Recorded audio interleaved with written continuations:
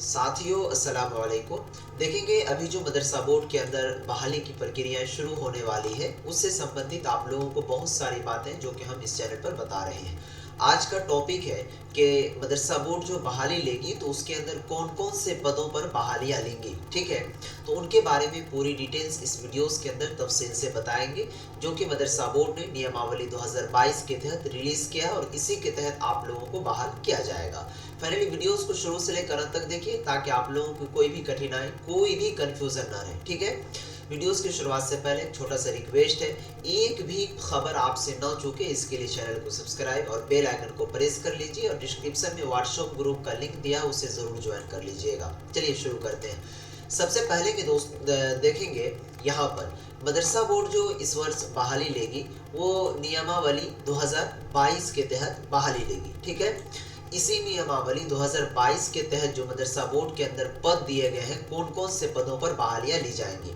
सबसे पहला पद रहेगा आपका क्या कहते हैं इस वर्ष बहाली के अंदर हेड मौलवी या फिर उसी को आप कह लीजिए प्रिंसिपल का पद, ठीक है। यहाँ पर समझने की कोशिश कीजिएगा।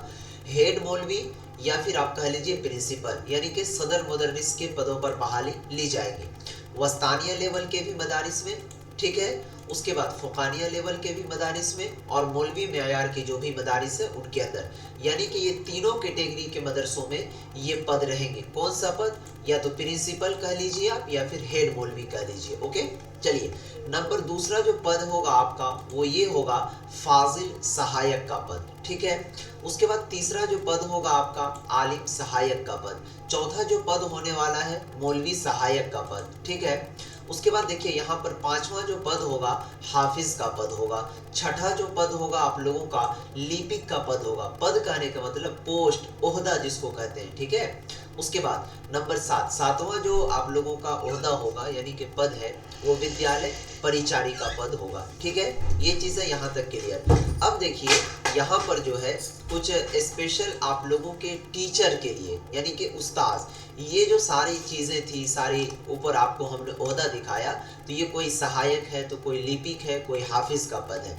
उसके अलावा अगर कोई ख्वाहिशमंद जो तलबा हैं या फिर तैयारी करने वाले शख्स हैं तो उनके लिए आधुनिक विषय का टीचर, ठीक है, यानी कि टीचर विषय में अगर किसी को सिलेक्शन लेना है यानी कि उस्ताद बनना है तो उसमें आधुनिक विषय कहा गया है किसको किसको, अंग्रेजी को, हिंदी को, उर्दू को, विज्ञान को और कंप्यूटर को, यानी कि जैसा कि आपको मालूम होगा कि कंप्यूटर की पढ़ाई अभी ज़ोरों शोर से लोग कर रहे हैं। उसके बाद होगा समाज यानी कि सोशल साइंस का।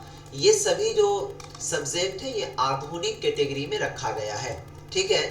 तो इनके उस्ताद के पदों पर बहाली होगी। जैसे प्यारे साथियों यहाँ पर अंग्रेजी का टीचर की बहाली होगी, ठीक है, हिंदी टीचर की बहाली होगी, उर्दू टीचर की बहाली ली जाएगी, विज्ञान टीचर की बहाली ली जाएगी यानी कि साइंस, उसके बाद कंप्यूटर टीचर की बहाली ली जाएगी, उसके बाद सोशल साइंस के टीचर की बहाली ली जाएगी।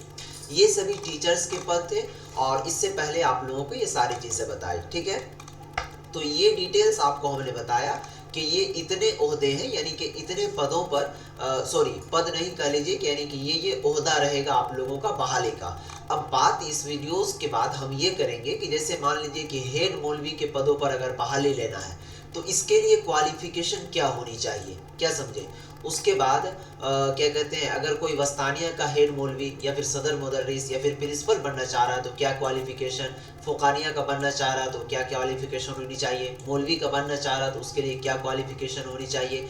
उसी तरीके से दोस्तों यहाँ पर जैसे कि हमने बताया कि फाजिल सहायक का पद होगा तो फाजिल सहायक के पद के लिए एलिजिबिलिटी क्राइटेरिया यानी कि आपके पास कौन सी योग्यता होनी चाहिए कि आप ये इसका फॉर्म भर सकते हैं। इसी तरह आलिम में कौन सा पद होना क्या कहते हैं डिग्री होनी चाहिए, हाफिज का पद है, लिपिक का पद है। उसके बाद जैसे यहाँ पर नीचे आपको हमने बताया कि आधुनिक विषय के टीचर यानी अंग्रेजी, हिंदी, उर्दू, विज्ञान इनके अगर शिक्षक बनना चाहते हैं तो इनके लिए आपके पास जैसे सपोज कीजिए कि अंग्रेजी का कोई उस्ताद बनना चाह रहा है तो इनके लिए कौन सी डिग्री आपके पास रहना ज़रूरी है।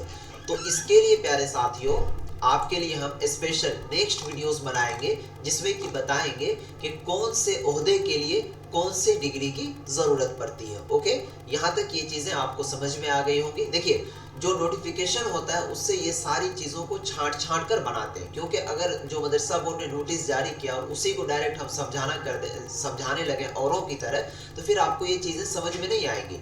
लेकिन इसको हमने तोड़ तोड़ कर समझाया, तो जाहिर सी बात है कि आपके माइंड में ये ज़रूर सेट हो गया होगा कि कौन कौन से ओहदे पर बहाली लेगी मदरसा बोर्ड। ओके, यहाँ तक ये चीज़ें क्लियर हो गया ना।